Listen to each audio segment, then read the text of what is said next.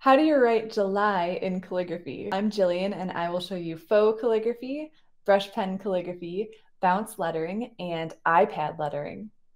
And I'm Jordan, and I'll be showing you how to use a pointed pen to write in Copperplate calligraphy and Spencerian script, and then we'll finish with some flourishing. So let's get started with July written in faux calligraphy.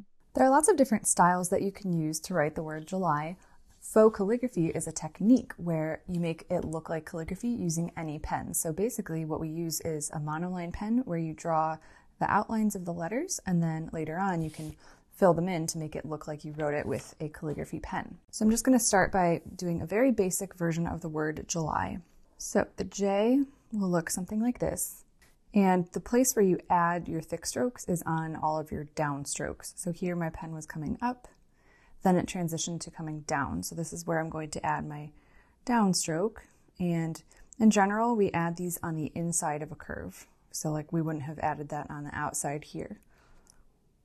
Okay, next we can pick back up where this loop will cross through and go into our U. So the U starts off with a stroke that's called an underturn, and then it has a second underturn. For each of these, we have a downstroke right here, so I'm going to draw a thin line out to the right and then follow it down until it hits the bottom point of the curve. Okay, the L, I'm going to start a teeny bit away from where that entrance stroke ended so that I can leave this shade open. Let me show you what I mean. So the L will come out around and look like this, and then the gap here is where our downstroke will go. So these little tips are important if you want to leave your shading open at the end. If you were going to color it in at the end anyway, like color in the shades, then you don't have to be quite as careful as I'm being to leaving these gaps open. Okay, and then the Y finishes with, this is a basic way to write the Y, a underturn just like the U, and then a descending loop. So here I'm going to come down, lift my pen here instead of going straight through, so that, as I was saying, I can leave these gaps open and finish it off, rather than having that line cut through the open gap. Okay, so then at this point I could go and color in these strokes, like just color them in. It takes a little bit of extra time, but then you get that calligraphy look, or I can just leave it as is. Next, I'm using a brush pen to do brush calligraphy. So this is a tool that you can use, and I'm going to write it in the same style just to show you the different tool that you can use. So for brush pen, the way that this works is you press harder on the pen to get a thick stroke, and you use less pressure to get a thin stroke. So as I go, I can add these shades. So I'm just going to do the same exact style that I did here, but as I go, I'm going to press harder on my down strokes and lighter on my upstrokes. And then it does require a little bit of pressure change as you have curves in your letters. So here, as you transition from a downstroke to an upstroke, you need to let off of the pressure. So this is how a brush pen works, and this is one of my favorite brush pens to use.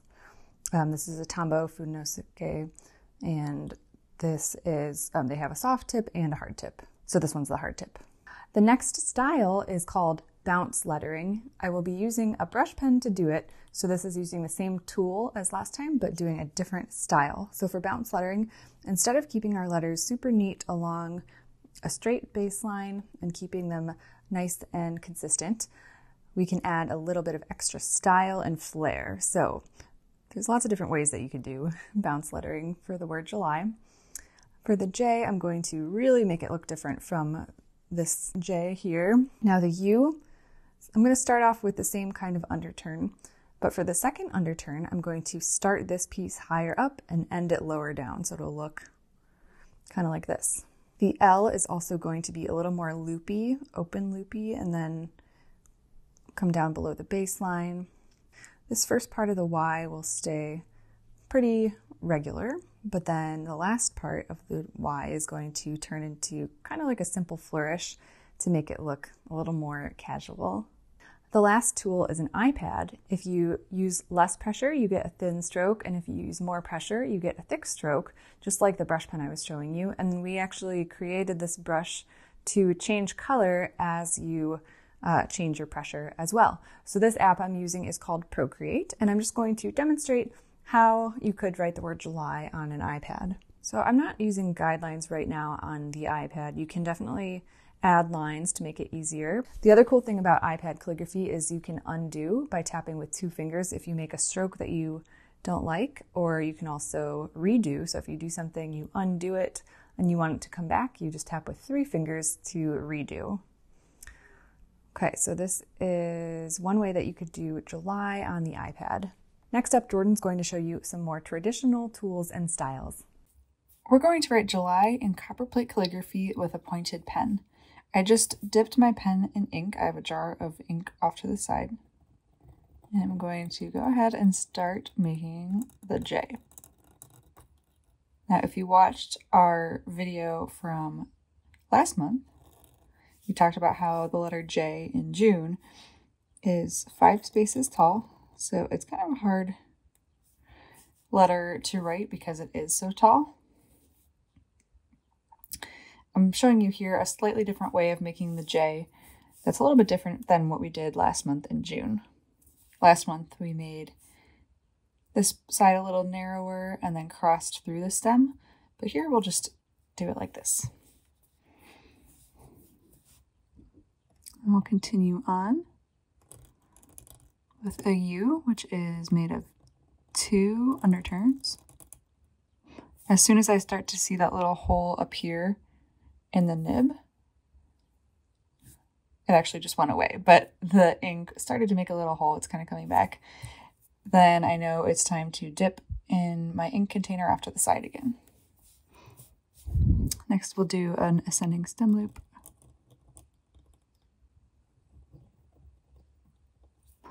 For the L, and connect to the Y. And finish with a descending stem loop. I had a little bit of a skip in my line here, so I'll go back and touch that up.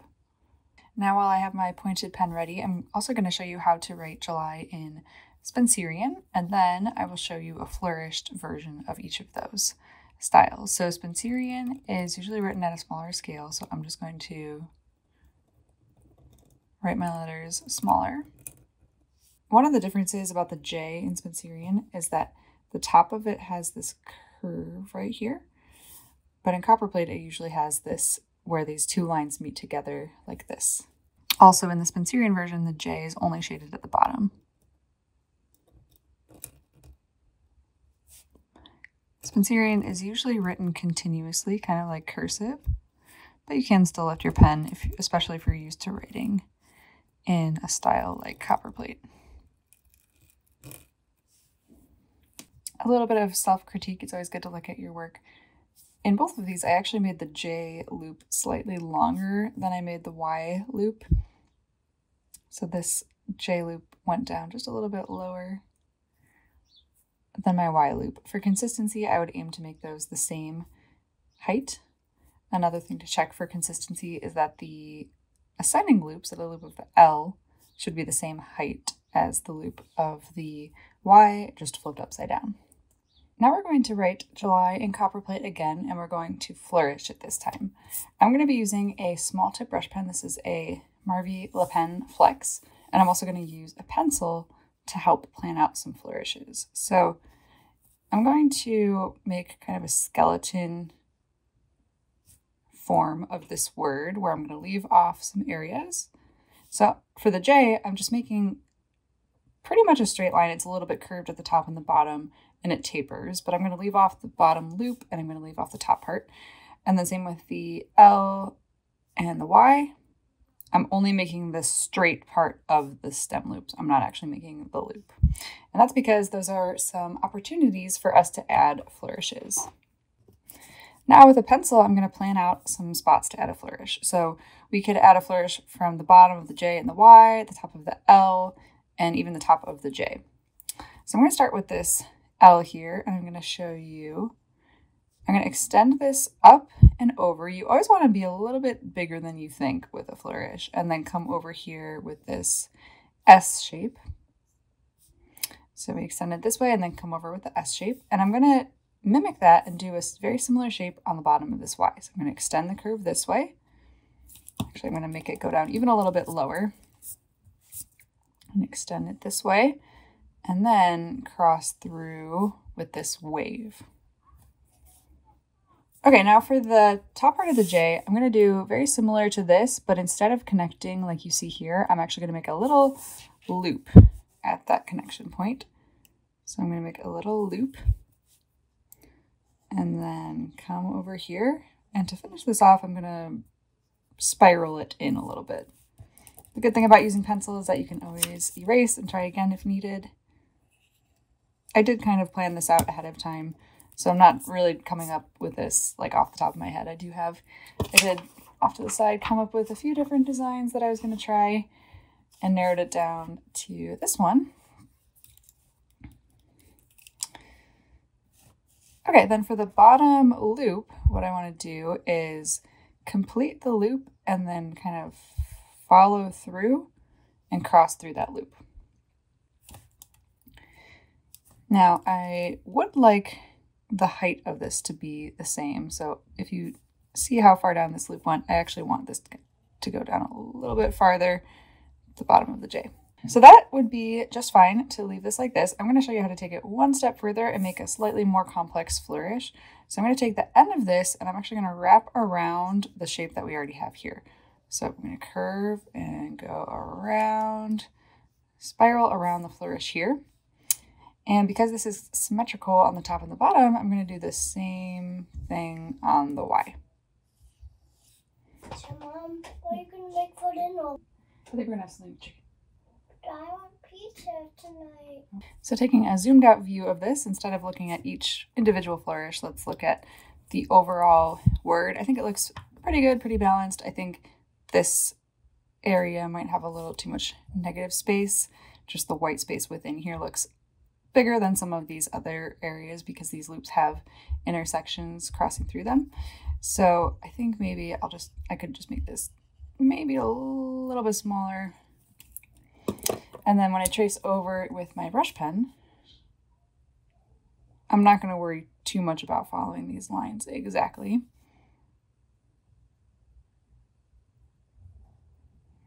You'll also notice I'm adding a little bit of pressure, a little bit of shading on some small areas when I'm moving in the downward direction. So like right here, right here. But in general, my flourishes, they're definitely not any thicker than my letters. Okay, so after that dries, then I will erase the pencil lines and we can see how it looks. So let's try a flourished version of the Spencerian.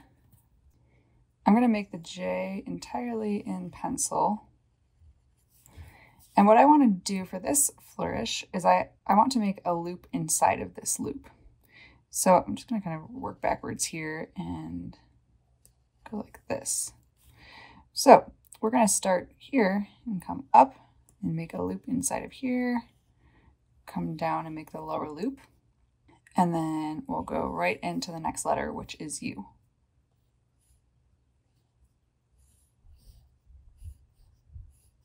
And then for the Y, I'm just going to do a pretty simple finish on the Y. It's actually kind of similar to the J that I did here with an oval that crosses through. Again, I'm going to trace over this with my brush pen. I'm going to add just a little bit of shading inside that loop. Also add some shading at the bottom of the J there.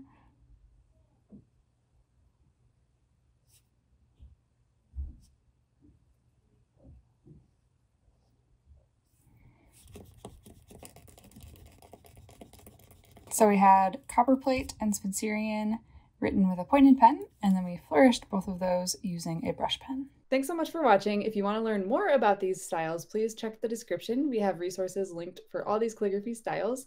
And we also have a July lettering challenge that we would love for you to join. Let us know in the comments which one of these styles was your favorite. And we'd love it if you could like this video and subscribe to our channel. Thank you so much for watching. We'll see you in the next one.